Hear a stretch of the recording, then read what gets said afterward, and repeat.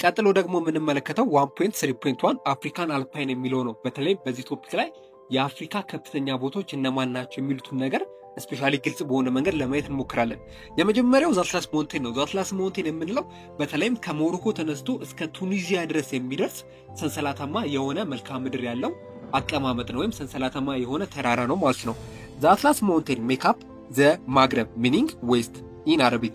ስፔሻሊ ዛትላስ ማውንቴን የምንለው በአረብኛ ማግረብ እያሉ ይጠሩታል። ትርጉሙ ደግሞ ዌስት እንደማለት ነው። ስለዚህ አረቦች የምዕራቡ ቦታ ወይም የምዕራቡ አካባቢ አሊያም የምዕራቡ ሪጅን እያሉ ይጠሩታል ማለት ነው። ዚስ ሪጅን ኢንክሉዲንግ ሞሮኮ፣ አልጄሪያ፣ ቱኒዚያ። በተለይም ይሄ ሰንሰለታማ ተራራ እነዚህ ሶስት ሀገሮች ወይም እነዚህን ሶስት የሰሜን አፍሪካ ሀገራትን ያጠቃለለ ወይም የያዘ ነው። እነሱም ሀገራት ሞሮኮ፣ አልጄሪያ እና ቱኒዚያ ናቸው ማለት ነው። The mountain range extends from more than 2000 km from Morocco port of Agadir in the southwest to the Tunisia capital of Tunis in the northeast. በተለይም ይህ ሰንሰለታማ ተራራ ከ2000 በላይ የሚሆን ኪሎ ሜትር ሲሸፍን ማለትም ከሞሮኮ ፖርት ወይም ከሞሮኮ ወደብ አጋዲር ከሚባለው በደቡብ ምዕራብ ካለው እስከ ቱኒዚያ ወይም የቱኒዚያ ዋና ከተማና ቱኒስ እስከ ሰሜን ምስራቅ ቱኒስ ድረስ የሚደርስ ቦታን ይሸፍናል ማለት ነው። The topography of the mountain from a high divided between the Mediterranean Sea in the north and the Saharan Desert in the south. በተለይም ይሄ ሪጅን በሁለት ቶፖግራፊ ወይም በሁለት ዋና ቶፖግራፊ መካከል የሚገኝ ሪጅን ነው። እነሱም እነማን ናቸው? ስፔሻሊ በሰሜን በኩል ሜዲተራኒያን ሲ ወይም የሜዲተራኒያን ባህር፣ እንዲሁም በደቡብ በኩል ደግሞ ሳሃራ ዴዘርት ወይም በሳሃራ በረሃ መካከል ላይ የሚገኝ ሰንሰለታማ ተራራ ወይም ቦታ ነው ማለት ነው።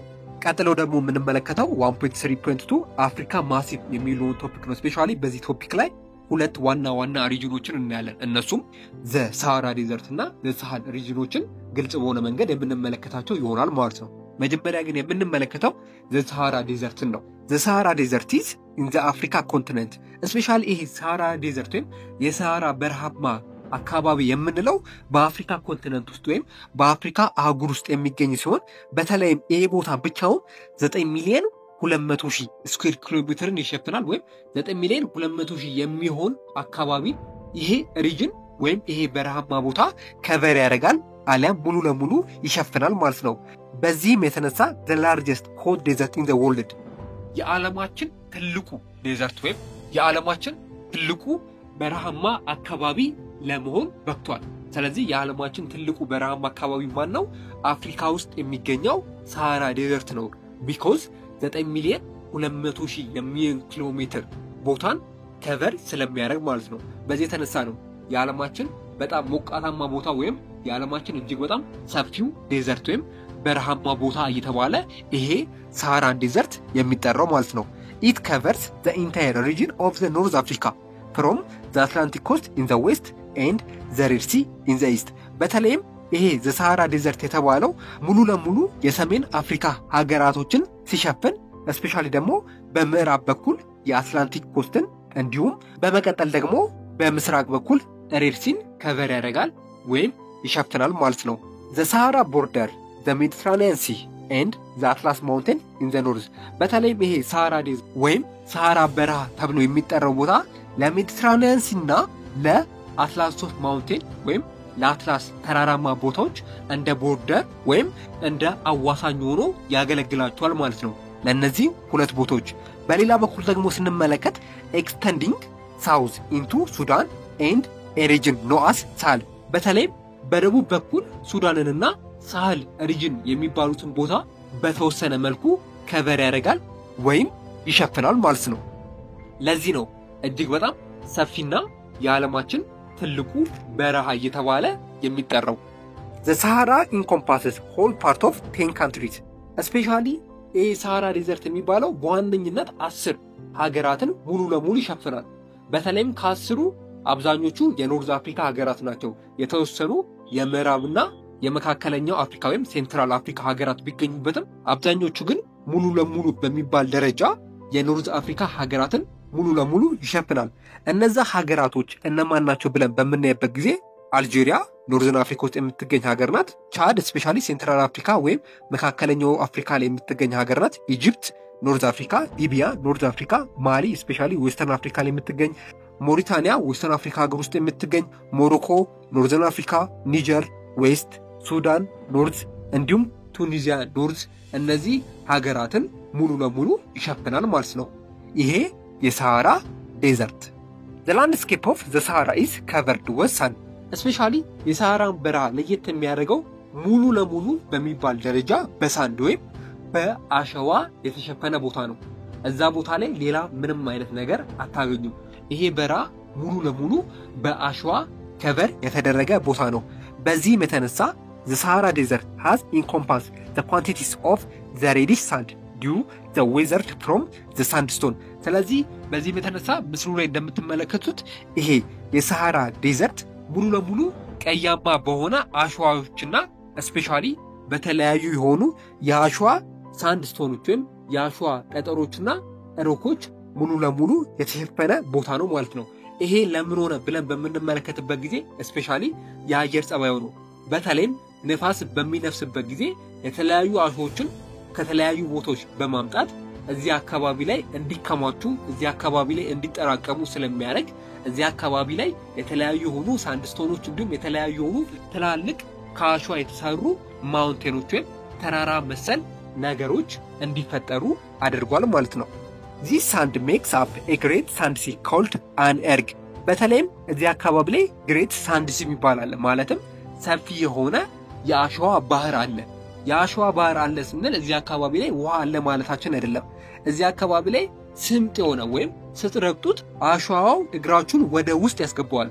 ይሄ ለምን ሆነ? ስፔሻሊ ይሄ አሸዋ ጥልቀት ስላለው ነው ማለት ነው። ለምሳሌ መሬትን ስረግጡት መቼም ኖርማል የሆነ መሬት ከሆነ ወደ ውስጥ እግራችሁ እንዲገባ አያደርግም። ነገር ግን ሳሃራ ዴዘርትን በምንመለከትበት ጊዜ ሳንዲሲ ነው ወይም የአሸዋ ባህር ነው። በዛ አካባቢ ላይ በምትራመዱበት ጊዜ ልክ ስትራመዱ እግራችሁ ወደ ውስጥ ይዘልቃል ወይም እግራችሁ ወደ ውስጥ ይገባል። ለዚህ ነው ሳንዲሲ ወይም የአሸዋ ባህር እየተባለ የሚጠራው ማለት ነው። ይሄ ስሙ በጂኦግራፊ ቃል ኤርግ እየተባለ ይጠራል ማለት ነው።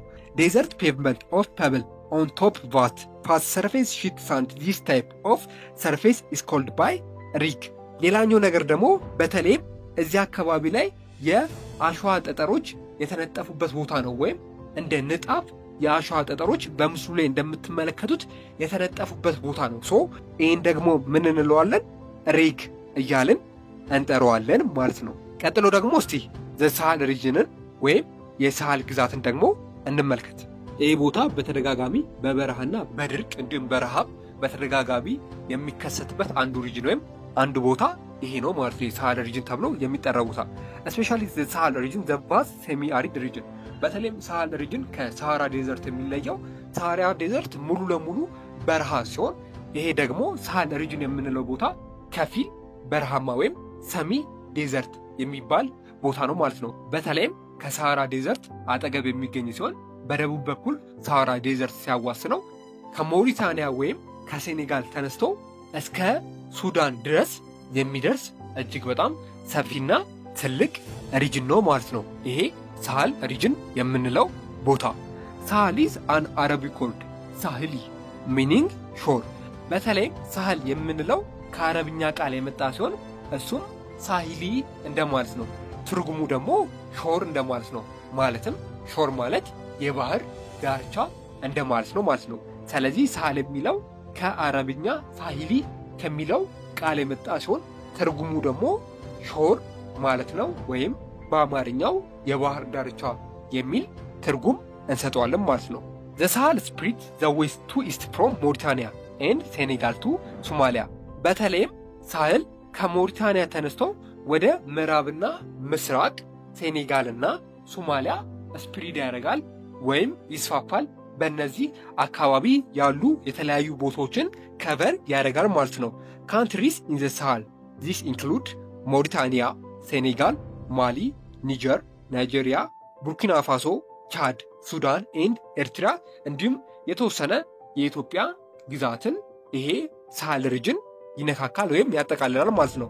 አሁን የጠራናቸው ቦታዎች ስፔሻሊ ሳህል ሪጅን የሚያጠቃልላቸው ሀገራት ናቸው ማለት ነው። The Sahel lands are grassland and savanna with scrub area alternating the tree mainly acacia በተለይም ሳህል ሪጅን የሚባለው ቦታ ከሳቫና ግራስላንድ ከሚባለው ሪጅን ጋር የሚመሳሰል አይነት ባህሪ አለው ስፔሻሊ ሳህል ሪጅን ውስጥ የተለያዩ የሆኑ ትናንሽ ሳሮች እንዲሁም በተለይም ደግሞ አካካያ የሚባል ወይም በአማርኛው ግራድ የሚባለው በተለምዶ ይገኛል ይሄ ቦታ ሙሉ ለሙሉ በረሃማ አይደለም በተወሰነ መልኩም የተለያዩ የሆኑ ዛፎችና ስፔሻሊ ደግሞ ትናንሽ ሳሮች በተፈጥሯዊ መንገድ ስፔሻሊ እዚህ አካባቢ ላይ ያድጋሉ ማለት ነው ለዚህ ነው ከሳቫና ግራስላንድ ጋር የተወሰነ የሚያመሳስል ነገር አለው የሚባለው ማለት ነው the semi arid grassland of the Sahel and the natural pasture land covered grass and other low plant of